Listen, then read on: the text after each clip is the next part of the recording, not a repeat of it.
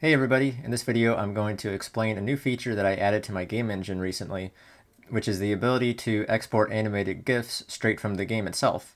So I no longer have to rely upon third-party tools in order to maybe click and drag an area on the screen for me to record, and then press a button to start, and then press a different button to stop, and have to wait 3 seconds in between or whatever for the thing to begin and do its thing.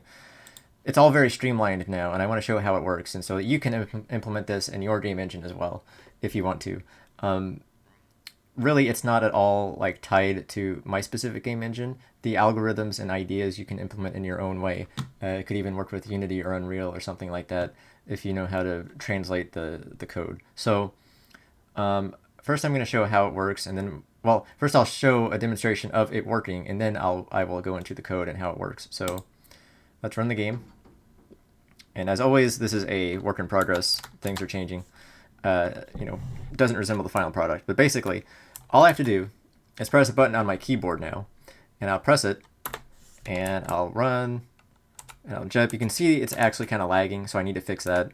It's not ideal. But if I press the button again, you can see right here, things are happening. It's converting the GIF. So now, this is kind of a glitch. I got to fix that, but apparently after the thing is recorded, it like resets the level. I don't quite understand that, but if we look at our output folder here, we have a GIF right here, 3101 2021 12:13:08, and if you look at the time, well, you can't see it because my head is in the way. If you look at the time, it's 12:13 or 12:14 now, but yeah, it's still 12:13. But but basically, you can see this was created right at the time that we just were at. So and if we open this up in our browser here, oh, I got to show it over this way. There we go. So if we show that over here, you can see that it was the exact animation that I just did. So took the exact path. So yeah, so it works. And if you look at the output size of it, let's look at it. It's only 7 megabytes because it's, well, I reduced the size. We scale it down a little bit. But it's basically short enough to upload to Discord or to Twitter or wherever you want to put it. And that's mainly the goal that I had with this. So how is it actually done?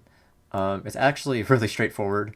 You can see I have a bunch of other ones here from other test runs I did just to make sure it worked. But it's really simple and straightforward.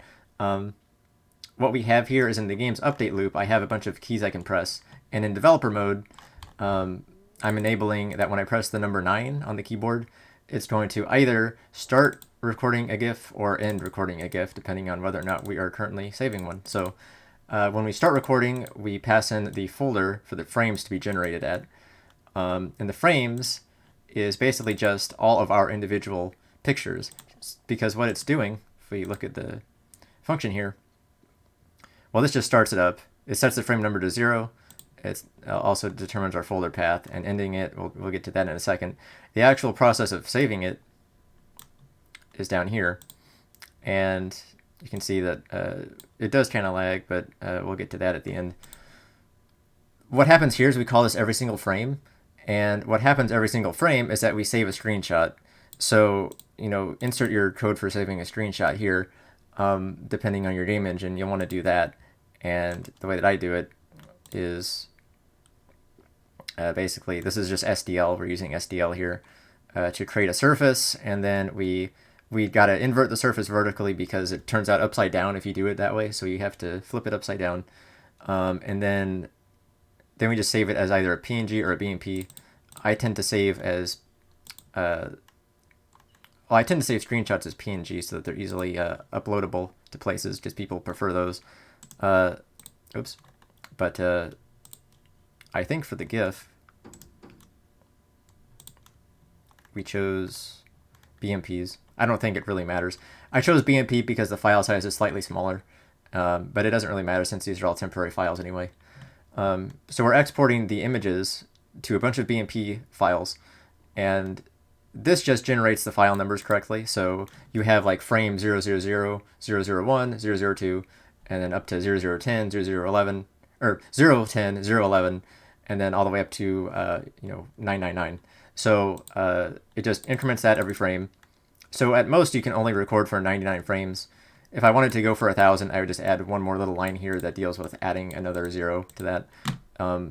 You know, the thing is, if you record for too many frames, the file size will be too big and you won't want to have to deal with that anyway. So I just limit myself to that, and I don't think it's ever going to be a problem.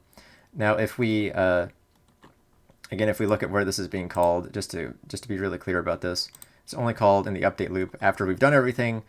We swap the window out to make sure that the screen is being rendered properly, and then it outputs that screen as the screenshot.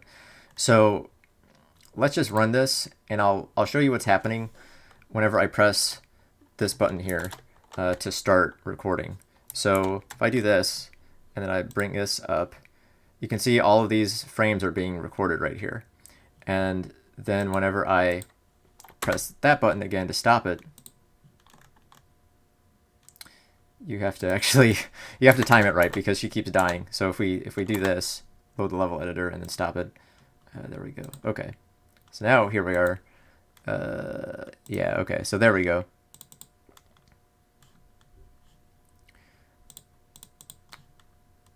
If I bring this over here, you will see, well, that's the other one from earlier. There we go. This is the one where she just stands still. I gotta work out the the glitch in the level where she falls through the floor. But other than that, yeah, it basically works. So you can see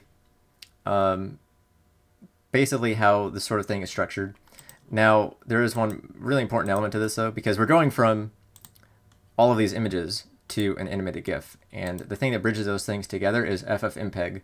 So whenever we end the GIF, this is the important part, we look at a file here in the editor folder. I made a batch file called create GIF, and we want to pass in the timestamp because that's going to be, we're passing in the file name as the argument, basically, to tell it what, we're telling it what the file name should be of the output GIF. So, and it's going to basically look at all of the files that we generated for those frames in that folder and take them and convert them. So I will open this up, and this is what it actually looks like. So Ffmpeg is a utility that you can download from, you'll have to search for the website, but basically it's a command line utility that is a program that is used in a lot of video editing programs and stuff like that. And I've used it a lot actually to upload these videos. I sort of like piece them together and work with them that way. You don't actually need a video editor if you know how to do it this way. But either way, if you're familiar with Ffmpeg, then all you have to do is download it, install it to your computer, and then run this little line of code here, basically. So this line, which honestly, I got this line from a tutorial, so it's that easy. It's basically -i is your input, so you're telling it, the input file is going to be, you're telling it where the frames are. So here's our frames folder that we were at before. Normally you would do like %03d. So the %03d is an indicator that you want it to have 3 zeros. Or you want it to have, yeah, you want it to have like 001, 002, 010, that kind of thing. It's always got those zeros at the front of it. The %% is a little hack or a workaround for putting this into a batch file. If you ran this on the command line, you would only want 1% sign here, but if you're running from a batch file, you need a second one here to tell it to escape the % sign, so that the % is executed by Ffmpeg and not by the batch file, basically. It's complicated, but just, it works. So -vf is for video settings. FPS equals 20, scale equals 720. So again, I could change the frames per second of the GIF if I wanted to. I can modify the scale. I keep it at 720 because that's what the base is. -1 keeps it proportional to itself, and this is the output name. So again, when we pass in the timestamp, we're telling it output to the screenshots GIF folder with the name followed by .gif. Then at the very end of this, we just clean up our BMPs in the frames folder. We just delete all of those. I believe on Mac and Linux, you want to use RM instead of DEL, but I'm on Windows, so I'm using it this way. Also on Mac and Linux, you would want to have this in a SH file instead of a BAT file, but if you're using Mac and Linux, you probably know that already. So that's about it, though. So what happens is at the end of the GIF, when we press the same button again, we press 9 to start and we press 9 to stop. When we press stop, it runs that command using system call, and it executes that batch file, which is what you saw right here, and we get that output right here. That is all there is to it. Like I said, there are some improvements to this. Obviously, sometimes she falls through the floor. That's more like with my game than anything else. But other than that, the main issue with it that I'm having is that it lags the game a little bit. I don't know if you could really tell on the video, but it does lag whenever you're saving those BMP files, because what's happening is you're writing them to the disk as you're running the game. And so in order for that to happen, the program has to write that file to the disk before it can update the game. And so your inputs are going to lag, because writing files is a complicated, well, it's an intense process for the computer. So the best way to do it, to get around, there's at least 2 ways, but I think the best way is to do multi-threading, where the game runs on one process and then the GIF thing runs on the other process. And so, on the other thread, I should say. And basically you can have the game run independently of the GIF thing. So the GIF thing can output the BMP frames every frame without preventing you from inputting your actions into the game and updating the game and all that. Although you could say, well, maybe there's a problem with that if you're going to output the frames from the game, because if the game updates faster than you can output the frames, you would need to make sure those are in sync. So that could be hard to program, but I think that would get rid of the lag issue.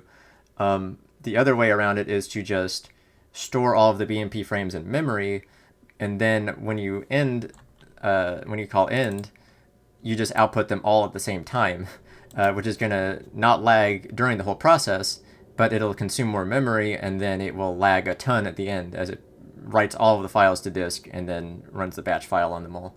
So those are at least 2 different ways I've thought of that could improve this. For now, this is good enough for my purposes, because I just need something to export GIFs really fast.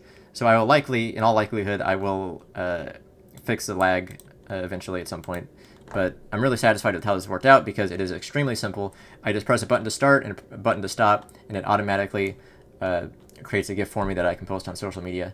It's a lot easier than having to use third-party tools, which I've had to use for years now, and I never was really satisfied with them, because I would always have to open them up, and I'd have to open up the tool, and usually you have to click a button and drag onto the screen where you want to record or something like that, and then you have to wait 3 seconds for it to start, and then by the time you've done all that, it's like, is your input actually being recorded by the game, or is it doing something else? And it just won't turn out right. But if I know that when I press one button, it'll record and it'll start and stop recording, then I know that I've got it right. So that's really all for this video. I hope you find this useful and helpful, and I want to do more videos like this where I explain parts of how my game engine works. So if you're interested in those, be sure to like and subscribe, and please comment also if you have any thoughts or things you would like me to cover in future videos. So thank you, and I will see you in the next video.